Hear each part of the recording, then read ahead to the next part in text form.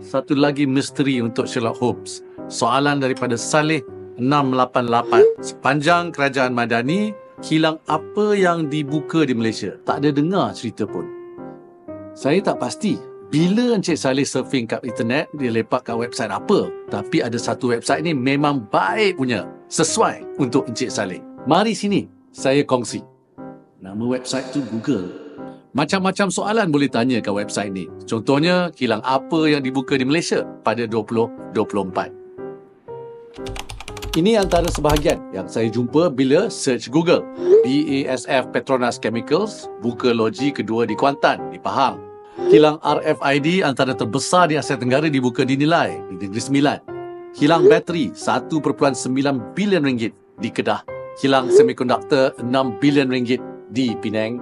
Loji metanol 5 bilion ringgit di Bintulu, Sarawak. Kilang cat di Batu Gajah, Perak.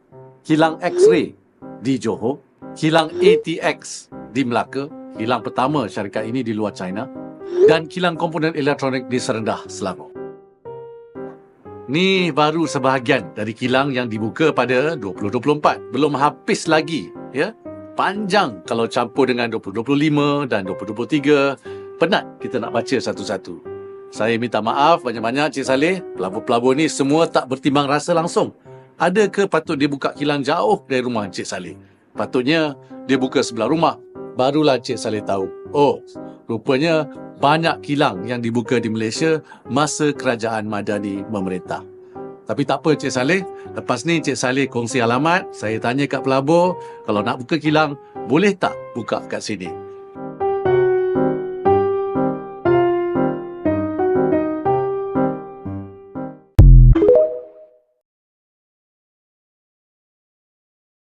So, Minister, how do you feel even a few months ago, we were still talking about the possibility for various countries of becoming China plus one, moving stuff out of China into your country. And this has been a big part of the debate in India, which I know relatively well.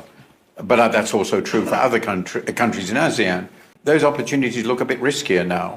This sort of gets to a really key question. What we're seeing, one of the really big things that was attempted in the international trading system, you referred to it, multilateralism, was to make trade policy relatively predictable, which is very important for business everywhere. And that's becoming impossible, isn't it? How do you manage that? First of all, I think we must recognize that what's happening between US and China is not new. There's Trump 1.0 and then Biden continued, and then now we're seeing this maybe brought to a greater degree of tension. But for us in Malaysia and also for ASEAN, we have no choice but to navigate this. Who's our largest trading partner for ASEAN and for Malaysia is China.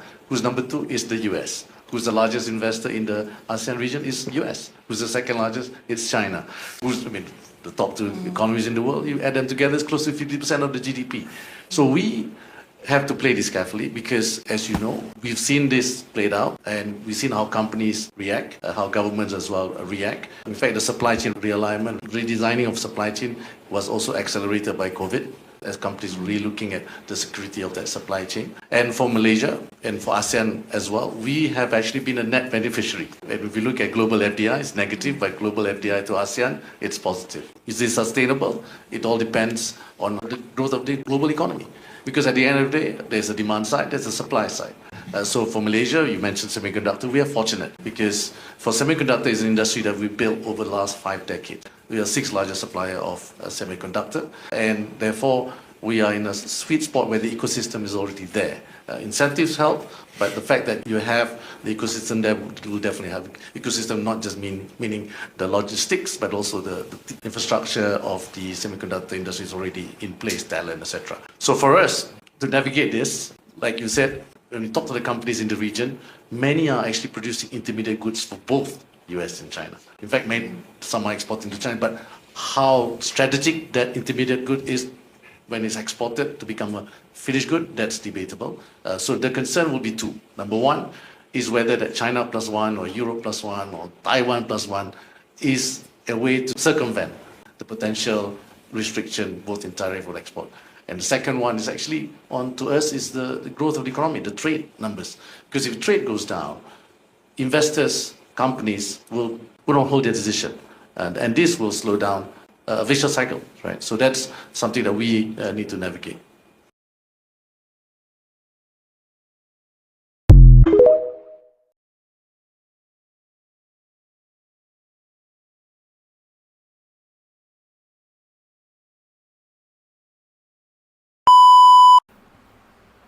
Salam sejahtera Malaysia, denyut nadi suara rakyat bergema di channel ini.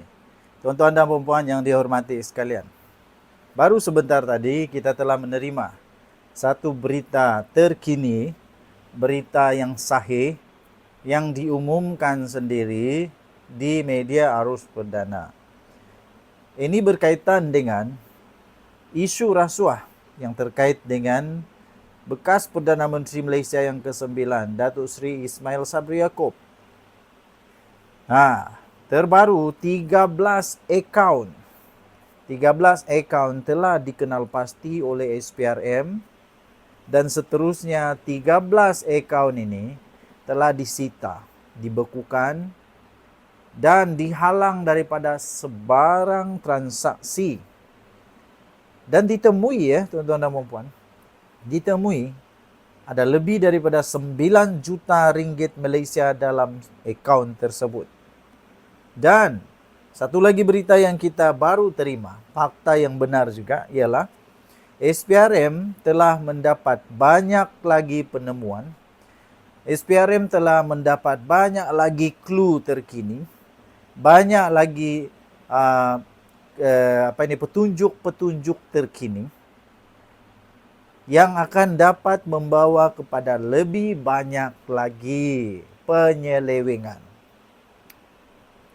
Tuan-tuan dan puan-puan yang dihormati sekalian, nampaknya SPRM lebih hebat, lebih pandai, lebih cekap, lebih bijak daripada orang-orang sakau. Tuan-tuan dan puan-puan, dulu ada peribahasa terlajak perahu boleh diundur, terlajak kata badan binasa. Sekarang itu perlu ditambah lagi. Ya. Terlajak kereta boleh di reverse. Terlajak sakau, tunggulah kau.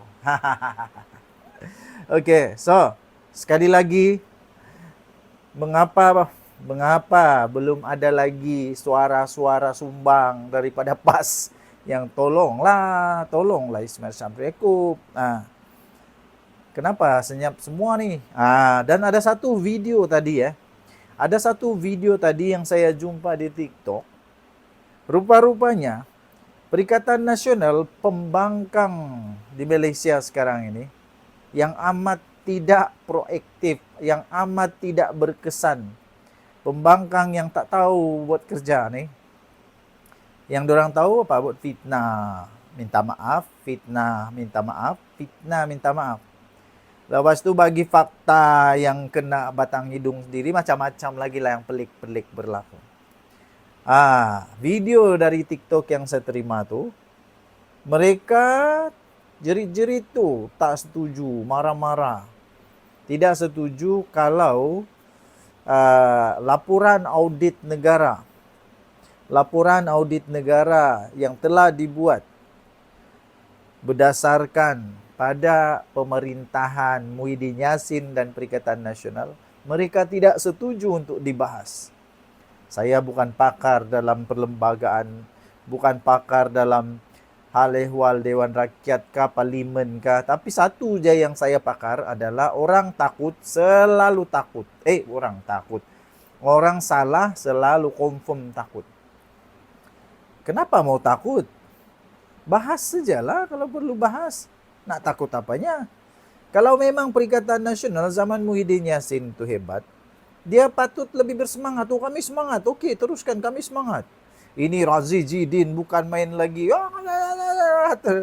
Teringat pula kita. Tarik balik. Teringat kita yang itu. Kenapa takut? Adakah ini juga melibatkan rasuah kah? Kita tidak pasti. Tapi ada seorang MP PAS itu, PAS pula, MPDAP, maafkan saya. MPDAP bangkit dan beritahu Kerana takut sebab banyak ketirisan dalam Perikatan Nasional. Ketika zaman darurat. Mungkin begitulah itu kan. Okey.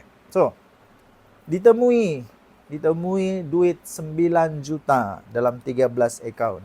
Semua ini terkait dengan Perdana Menteri, bekas Perdana Menteri Malaysia ke-9, Datuk Seri Ismail Sabri Yaakob. Dan besok kita akan tahu apa keputusan seterusnya. Sama ada Datuk Seri Ismail Sabri Yaakob akan disiasat dan akhirnya akan didakwa atau tidak. Kita tunggu saja ya, kita tunggu saja. Denyut Nadi Suara Rakyat bergema di channel ini. Jangan lupa tekan butang subscribe, like dan share. Malaysia kita punya, cinta Malaysiaku. Kita jaga kita. Bye-bye. Salam sejahtera Malaysia, Denyut Nadi Suara Rakyat bergema di channel ini. Tuan-tuan dan puan yang dihormati sekalian, masalah utama kesihatan manusia Malaysia sekarang ini adalah darah tinggi, kencing manis, gout, gastrik, terutama untuk bulan-bulan puasa ni ya. So, saya nak kongsilah apa yang beberapa ahli keluarga saya ambil untuk membantu di dalam masalah ini ya, untuk membantu. Okey, antaranya kencing manis, darah tinggi dan sebagainya. So saya kongsikan bagi anda produk-produk yang baik yang saya nampak di mana ahli-ahli keluarga saya apabila mereka makan produk ni dan membawa kesan yang baik bagi mereka ya. Temberang-temberang tak main ya, temberang-temberang tak main. Temberang-temberang tak main. Okey, so bagi anda yang nak cuba, tekan di sini ya, tekan ini tekan, ataupun di mana-mana skrin video ini, tekan ada keluar di sini, ada keluar di sini, tekan dan dia akan bawa anda kepada link untuk membeli produk tersebut. Okey, so kita berusaha, kita berikhtiar ya. Kita berusaha tak berikhtiar, tak ada apa yang jadi, tapi kita berusaha dan berikhtiar supaya ada sesuatu yang kita usahakan. Tuhan pasti tolong. Okey, so jangan lupa sekarang ada promosi yang sangat bagus. Okey, kita cerita benda yang sebenar pula. Mahathir terkejut. Bukan selalu Mahathir terkejut Bukan selalu Mahathir terkejut. Tapi tiba-tiba kali ini dia terkejut pula. Dia terkejut. Terkejut kerana isu kes 170 juta ringgit Malaysia penyelewengan, penyalahgunaan kuasa, rasuah yang melibatkan Perdana Menteri Malaysia yang ke-9, Datuk Seri Ismail Sabri Yaakob. Persoalan saya, kenapa pula tiba-tiba saja atuk tua ni terkejut? Bukankah atuk tua ni tak pernah terkejut pun? Apa-apa benda pun dia tak terkejut. Apa-apa benda pun dia tak terkejut. Ketika dulu Datuk Seri Anwar Ibrahim sampai lebam-lebam mata, sampai biru-biru mata, sampai ditangkap, dia tak terkejut pun. Dia tak terkejut mana pun. Tak terkejut mana pun. Tapi hairannya kali ini dia betul-betul terkejut. Dia betul-betul terkejut. Okey, terkejut kerana kes itu. Tapi dia punya komen adalah nanti kita akan tahu siapa pemilik sebenar wang tersebut apabila sudah disiasat dan kalau ada keputusan bahawa perlu pendakwaan. Perlu pendakwaan di mahkamah. Kalau sudah didakwa di mahkamah, ada tanggungjawab untuk yang sepatutnya yang dituduh untuk membuktikan bahawa dia tidak bersalah. Ya. Jadi tuan-tuan dan puan, agak mengejutkan bagi saya tiba-tiba Mahathir terkejut, ya. Bagi saya sepatutnya Mahathir tak perlu terkejut pun. Mahathir tak perlu terkejut. Mahathir tak perlu terkejut. Kenapa Mahathir perlu terkejut pula? Dulu Najib Razak dia terkejut tak? Dia ada terkejutkah waktu Najib Razak masuk penjara? Waktu Najib Razak mati-matian Mahathir mau masukkan ke dalam penjara, dia terkejutkah? Dia tidak terkejut pun. Yang dia ada buat adalah berusaha mati-matian. Sungguh-sungguh tu. Sampai saya ingat lagi waktu sebelum PRU tu dia kata apa? Dia kata macam-macam lah. Okey, kita jumpa lagi. Bye-bye.